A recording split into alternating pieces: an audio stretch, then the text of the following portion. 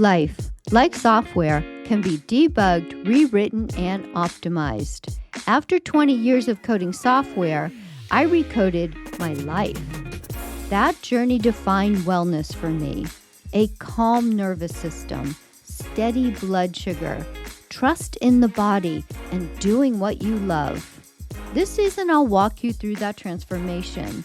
In future seasons, I'll be joined by guests to deepen the conversation. In today's episode, I talk about when everything shifted and I started listening to the body in a whole new way. I'm Mary Toscano, and this is Coding Wellness. In the last few episodes, I shared how I left engineering to spend more time with my daughter, Tiana. And while she was in school, I went to massage school, then nutrition school, with no intention of doing either for a living.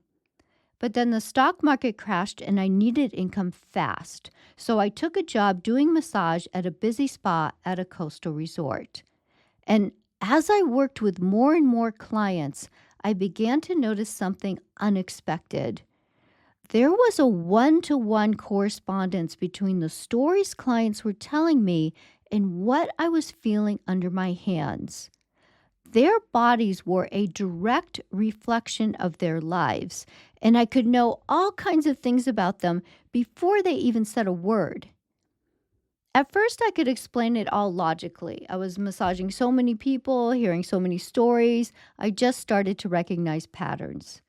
And coming from an engineering background, I liked that. Patterns meant structure. It meant I was still in control.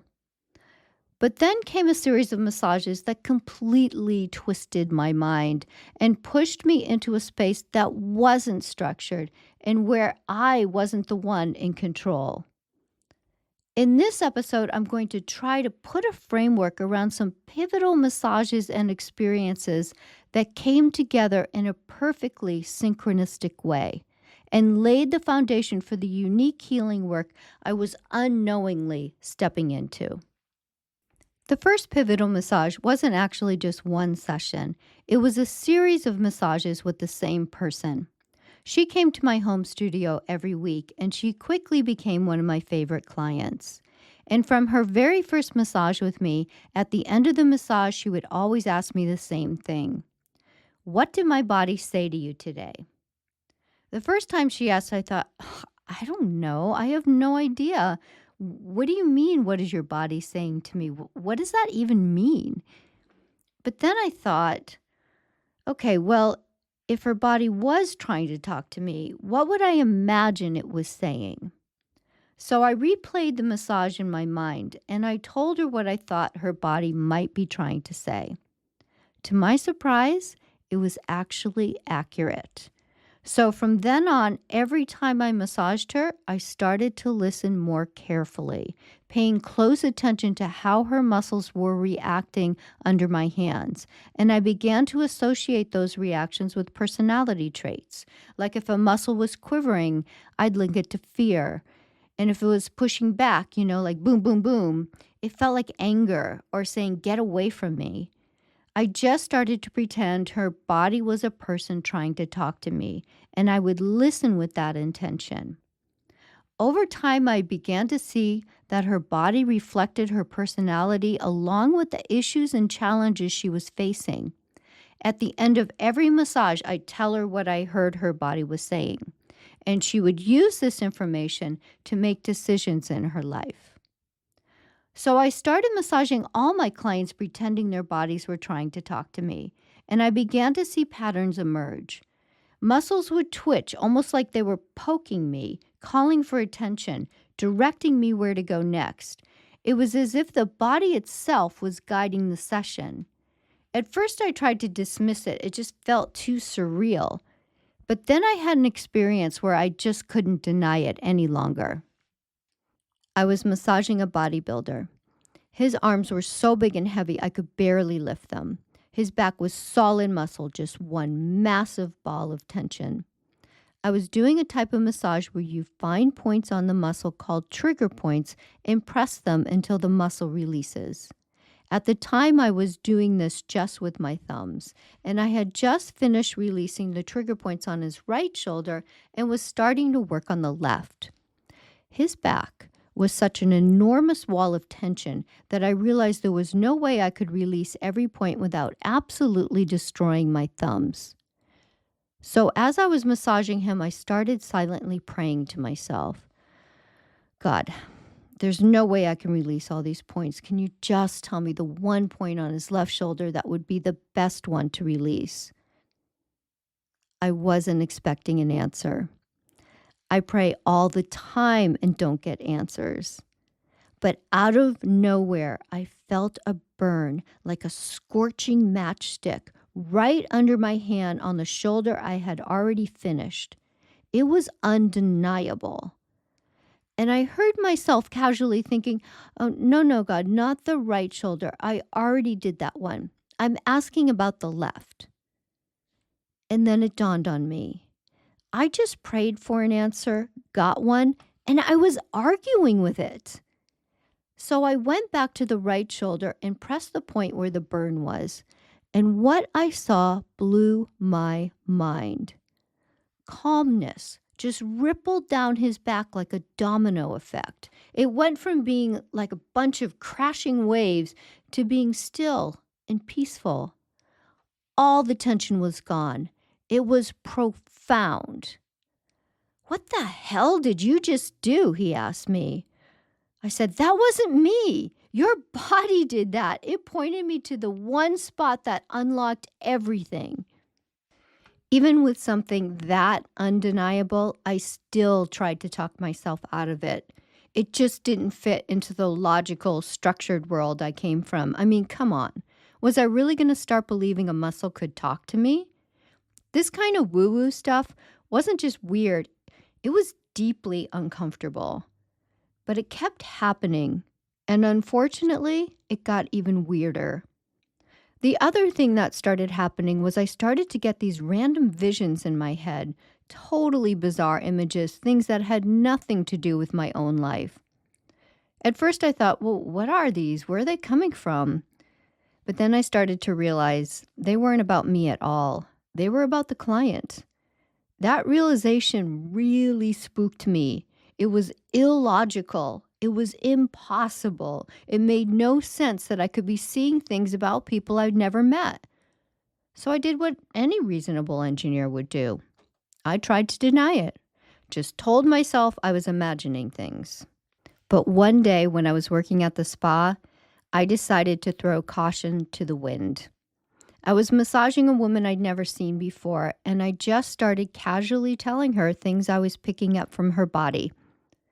The pivotal moment came when I was working on her left foot, and I heard myself saying, "Oh, you drive a white minivan." She was so shocked that I knew that about her. She actually sat up on the table and said, "How do you know that about me?" I said, "I have no idea. It just came into my head." She lied back down and said, "I want to know everything you're picking up on." So as her body kept talking to me, I just told her what I was hearing. And together we used that information to help her navigate her life and figure out what to do next. It was powerful. Later that night, I was hanging out at the front desk of the resort. There's a big staircase nearby, and I looked up. And there she was at the top of the stairs with a group of her friends. And as soon as she saw me, she pointed and shouted, "There she is!" And they all came running down the stairs and surrounded me. And then they all started touching me, going, read me, tell me what my next step in life is." And I'm standing there thinking, whoa, what is happening right now? What did I just step into? Is this going to be my life now? That moment felt like a turning point.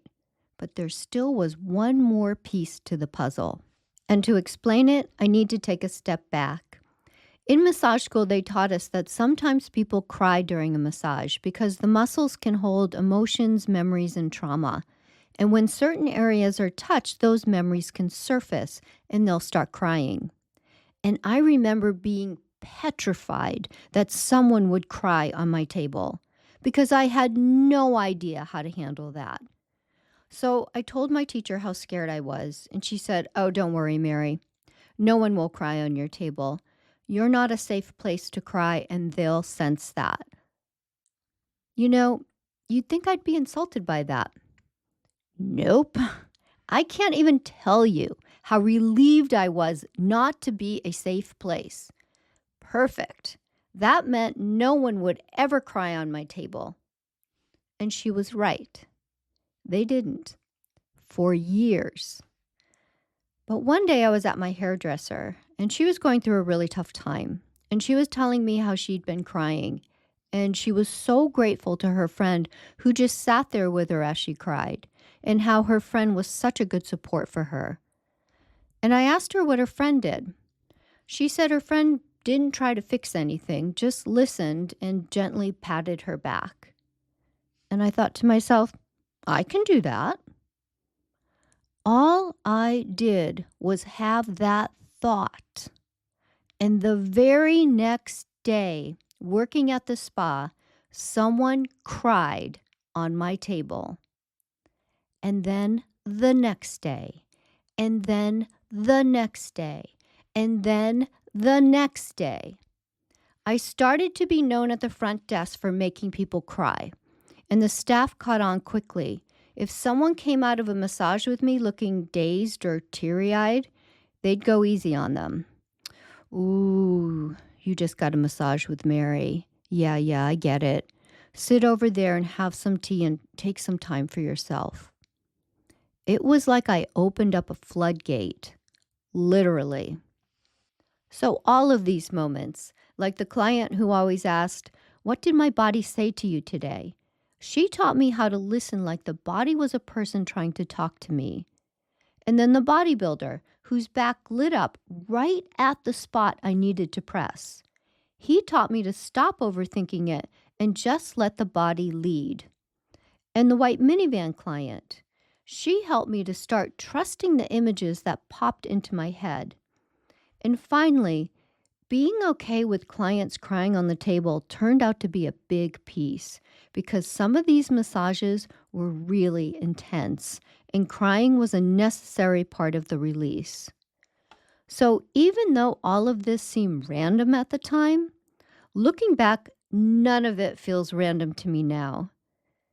Years later, people would ask me, "Did you always know you had this gift?" The truth is, I don't think of it as a gift. It felt more like my whole life had been conspiring to prepare me for this work from childhood on. I think of it more as destiny. And it's funny to think about how it all played out. I went from being an engineer whose hands literally shook at the thought of touching someone to being able to put my hands on a person and with that first touch know all sorts of things about their life. And the more I did this work, the more I realized the body holds even more than patterns, personality, even guidance. It also stores memories, emotions, and traumas, sometimes for decades. In the next episode, we'll dive deeper into that. So as we wrap up episode 5 of Coding Wellness, I'll leave you with this question. Has life ever revealed a gift or a calling that you didn't know was in you? If you feel like sharing, come tell me about it in the comments on Instagram or Facebook. I'd love to hear.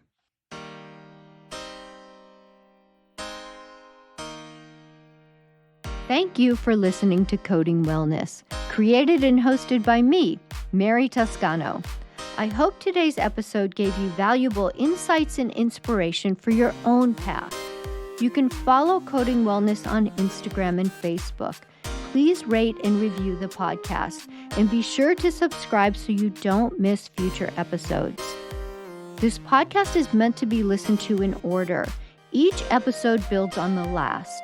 So if you're just jumping in, I encourage you to go back and start from the beginning.